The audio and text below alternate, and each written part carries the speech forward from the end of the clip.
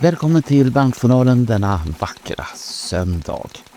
Vi har en hel del spännande och framförallt spretiga nyheter. Vi ska prata om Vinnie Vincents otroligt vansinniga affärsplan.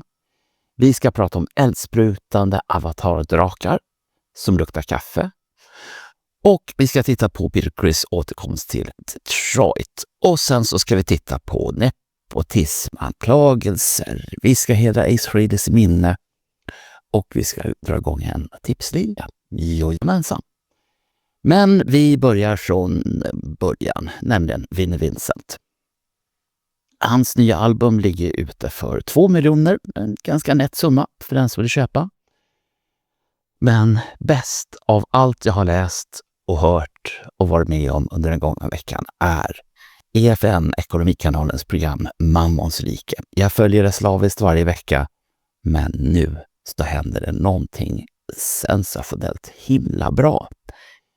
Man har en avdelning där man köper och säljer saker.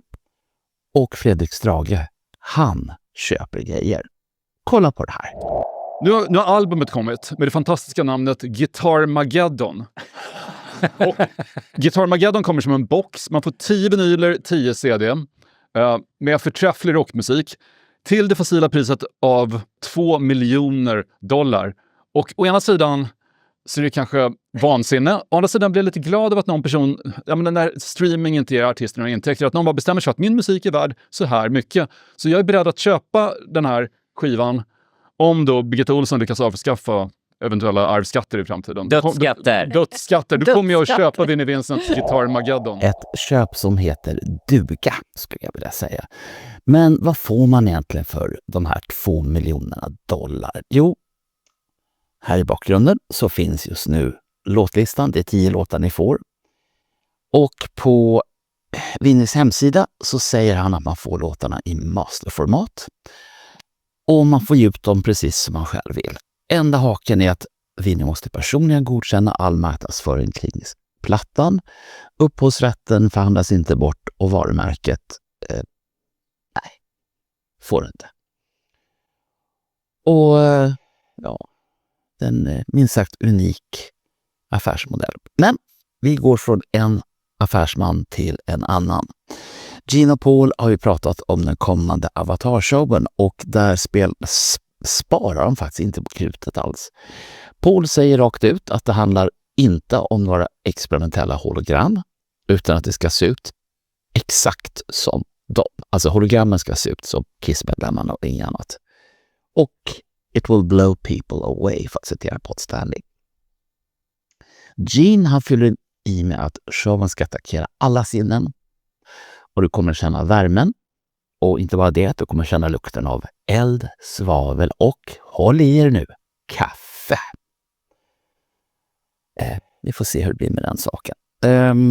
Dessutom så bekräftas det utav båda herrarna att det kommer en ny landburen Kiss Cruise i Las Vegas i november. Och ja,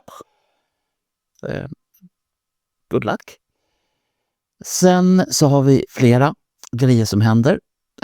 Där Catman återvänder till Detroit där han kommer att medverka på någonting som heter Rock City Music Company för ett exklusivt meet and greet. Och det är ett begränsat antal biljetter precis som vanligt. Så ska ni åka dit så ja, då får ni väl vara ute i god tid och säkra er plats. Om vi går tillbaka till Paul Stanley så har han fått försvara sig mot anklagelser om nepotism. Då hans son Evan, ja det här vet vi redan, har dragit ifrån projektet Stanley Simmons och många har påpekat att det kanske öppnar dörrar att ha en känd pappa. Paul själv slår ifrån sig det här helt och hållet och menar att musiken och talangen måste tala för sig själv. Och vi håller ett öga precis som vanligt på hur det här projektet fortskrider. Sen så måste vi ta ett ögonblick och hedra Ace Frehley's minne igen. Den här gången så handlar det om gitarristen Jeremy Ashbrook i Ace gamla kompgrupp.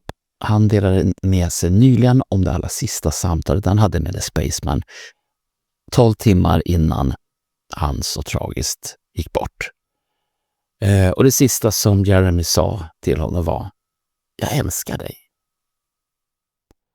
ett vackert sista ögonblick som nu ekar vidare för alltid. Och nu ska Ace arv hyllas på rätt sätt. Bandet han plockade för Australien-turnén 2018 ska nu ge sig ut på en massiv hyllningsturné. Och för de riktiga kalenderbitarna så drar jag nu den kompletta line-upen. Det är Jeremy Ashbrook som vi har pratat om. Det är poddens vän, Peter Schaus på gitarr. Det är Ryan Spencer Cook på bas. Och det är Christopher Williams på trummor.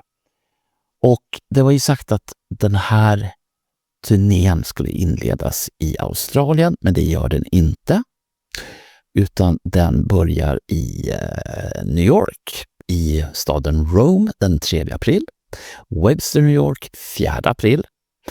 Sen helgen 11-12 april då det är Indie Fan Expo, vilket jag återkommer om strax. Där spelar de den 12. Och den 17 så spelar de i Tennessee och sen Australien-turnén, den har ni ju redan klart för er. Vad de kommer att göra är att spela 1978 års soloplatta i sin helhet och sen så kommer de att dra en hel del andra hits också. Allt för att hylla och fira rocklegendens livsverk. Man har en mäktig hyllning. Så har vi den massiva Indie Fan Expo i Indianapolis. Jag vet att Marco har pratat om det här jättemycket, alltså 2019 års version. Och nu så är det dags igen. Både Paul Stanley, Eric Singer och flera andra legendarer kommer att medverka på det här expot. Men att en sån enorm grej har flugit under min radar har fått mig att tänka till. Bandjournalen vill ju vara den ultimata nyhetskanalen och nyhetskällan när det gäller Kiss. Och så vi gör som så här. Vi öppnar dörren på vid gavel. Ni som vill och har lust kan kontakta mig och berätta om ni har fångat upp en nyhet, om ni arrangerar ett event som rör Kiss på ett eller annat sätt eller snubblar över ett rykte som ni vill ha utrett. Skicka det till mig. Bäst det är att nå mig via e-post bernie@manson.pp.se.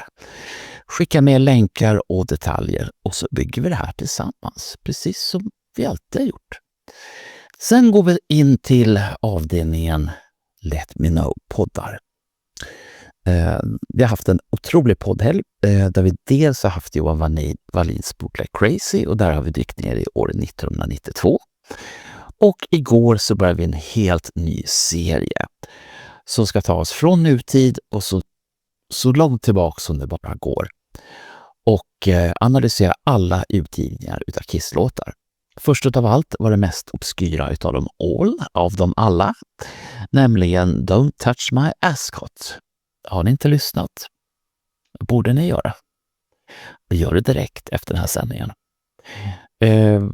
Några heta vax blir det inte den här veckan, för det fanns inga heta vax. Men nästa vecka, jäklar i min låda, då blir det vax och hett blir också. Var rädd om er, vi hörs snart igen.